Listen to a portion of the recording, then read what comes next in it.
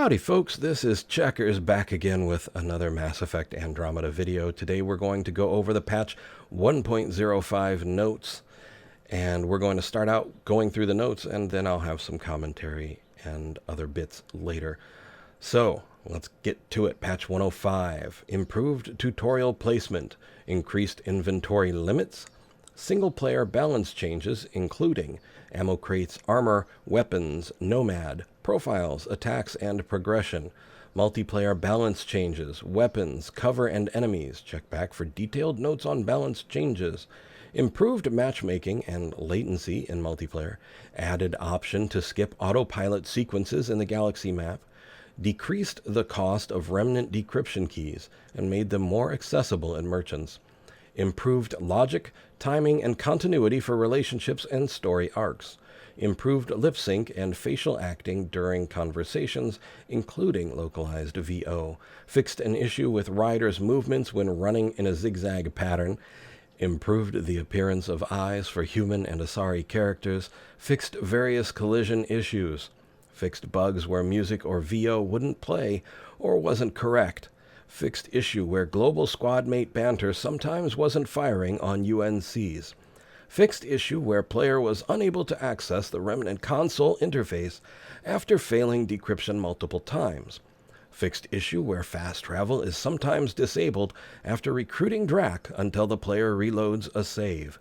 fixed issue where Ryder can become stuck in the start of a biotic charge pose, fixed issues related to some saves, and fixed issue where objective sometimes becomes uninteractable for players in multiplayer. Streaming and stability improvements. All in all, a good list, I would say. Now we've gone through just the reading of the list, and if that's all you were interested, there you go. We're going to add in some commentary now, and one other note. I have been under the weather and remain just a little bit under the weather. You may hear it in my voice. It's why my regular videos aren't up at the moment, although I do hope to get everything back maybe by this weekend or maybe by Monday. Now, this patch is due to go live on April 6th of 2017, as far as I know, across all platforms, and I am eager to see it. Let's take a closer look at some of these. The improved tutorial placement, can't go wrong with better tutorial. Increased inventory limits, would love to see it. Single player balance changes, that pretty much covers everything in the game, so I'm really curious to see how that rolls out. I'm hoping that it doesn't just make everything incredibly easy across the board, but we'll have to see. Multiplayer balance changes. I play multiplayer not with the optimum number of people. Either I like to do it solo because I really like the crazy difficult challenge, or maybe with a friend or two. And right now, Mass Effect Andromeda's multiplayer does not seem to scale well. Like, Mass Effect 3's multiplayer scales much like Diablo scales. If you play it alone, there are a certain number of enemies, and it's a significant number, and they have a significant amount of health and damage, but that number increases the more people you add. Right now, it feels like Mass Effect Andromeda just puts out a flat set of enemies with a flat set of stats, so that if you are playing solo, it is nearly impossible. I can get to about wave 3. Oh, I can get into wave 3. I haven't been able to get past it yet. With one other person, I can easily get past wave 3, get into 5 or 6. So I don't feel like it's scaling really well. Now you're saying, of course, well, you're not playing it with the right number of people. Yeah, that's true, but I did it in Mass Effect 3, and I enjoyed it, and I really enjoy the extra hard challenge, even solo, even in Mass Effect Andromeda. I feel it makes me get better at the game, so that's why I do that. Improved matchmaking and latency in multiplayer, can't go wrong. Added option to skip autopilot sequences in the galaxy map. I'm a little torn on this one because I don't really like instantly fast traveling everywhere. Despite it being handy, it does make the game feel a little bit smaller. And I think this one is there really because that autopilot sequence feels almost unfinished. But we'll see how it rolls out. Decrease the cost of remnant decryption keys. That will be good for folks who don't like the Sudoku puzzles, or for that one Sudoku puzzle you just can't solve. Improved logic, timing, and continuity for relations and story arcs. it does tend to get ahead of itself or behind itself sometimes, but actually not nearly as badly as one might expect. Improved lip sync and facial acting. Now, this is probably covering a bit of the facial animations. I did read something from a former BioWare animator who said that it's possible that the facial animations were overacting because they were only being done by the algorithm that sort of randomly controls it. Whereas in the past, they did have that sort of algorithm. They would also go back and hand touch it. He said it's possible that they didn't go back and hand touch it. So that might actually be something that can be fixed. I wouldn't hold my breath, but, you know, hope springs eternal. Fixed an issue with Ryder's movements when running in a zigzag pattern. Ryder does love that zigzag. Anyway, improved the appearance of eyes for human and Asari. Pretty eyes are always good. Fixed various collision issues. Ket do tend to get stuck in structures. And if they don't have a body part hanging out, they're difficult to damage. I did snipe a guy's ankle once and managed to kill him, but biotic attacks are actually pretty good at reaching them, even inside structures. Fixed bugs where music or VO wouldn't play or wasn't correct. Good. Fixed issues where global squad mate banter sometimes wasn't firing on UNCs. I have no idea what that means. I don't know what a UNC is. I get the banter, just a little comments. Maybe it is the thing that triggers the banter. Fixed issue where player was unable to access the Remnant console after failing decryption. Good. Fixed issues where fast travel is sometimes disabled after recruiting Drac. Good. Fixed issue where Ryder can become stuck in the start of a biotic charge pose. I've seen him pause there, but never get stuck.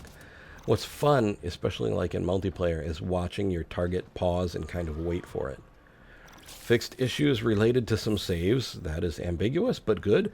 Fixed issue where objective sometimes becomes uninteractable for players in multiplayer. That would be very good. I haven't run into that, but that would be awesome to fix. Streaming and stability improvements, of course, awesome. Mass Effect Andromeda is actually an amazing game to me. It is so much fun, so much more fun than I thought it would be, so much more fun than I thought it had any right to be, and I am incredibly pleased with the game. I feel like it's getting a bad rap in the greater gaming and media community, and I feel that's kind of wrong. You know, for me, I haven't had this much fun with a game since, say, the Fallout series or the Elder Scrolls series. And that's some pretty good company to be in, and it is in exactly the right company when I say that.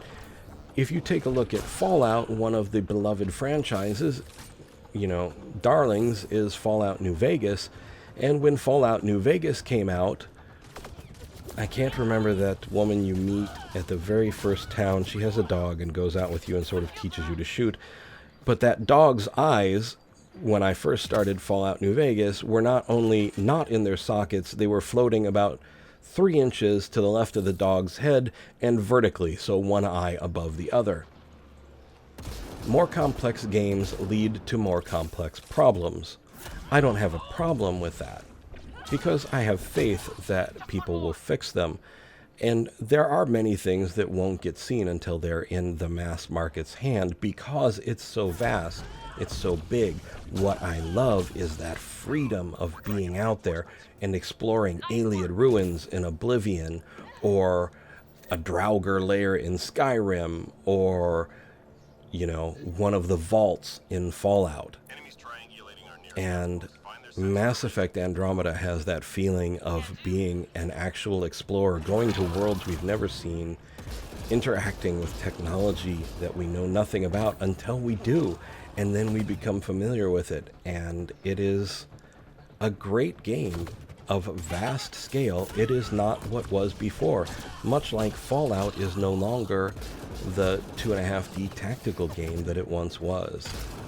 So, if you haven't given Mass Effect Andromeda a try, and you can afford it, I would suggest it. Throw out what I say, throw out what the critics, the greater gaming media say, and give it a try for yourself. For me personally, I have been ecstatic with this game, and I love it. Okay, I'm going to go try and conserve my throat and get better so that I can put my videos out again soon. For the moment, though, I would like to point out that if you look in the upper right-hand corner, you will see a small letter I with a white circle around it. These are cards and links to other videos that I've made. Also, I have a Twitter link in the description of the video and on my channel's main page. If you're on mobile, it'll be on my channel's About page. I would like to thank you for watching. I hope you found the video informative and maybe just a little entertaining. I would like to invite you to subscribe, like, and share if you so desire, and to ask you, above all, to please take care.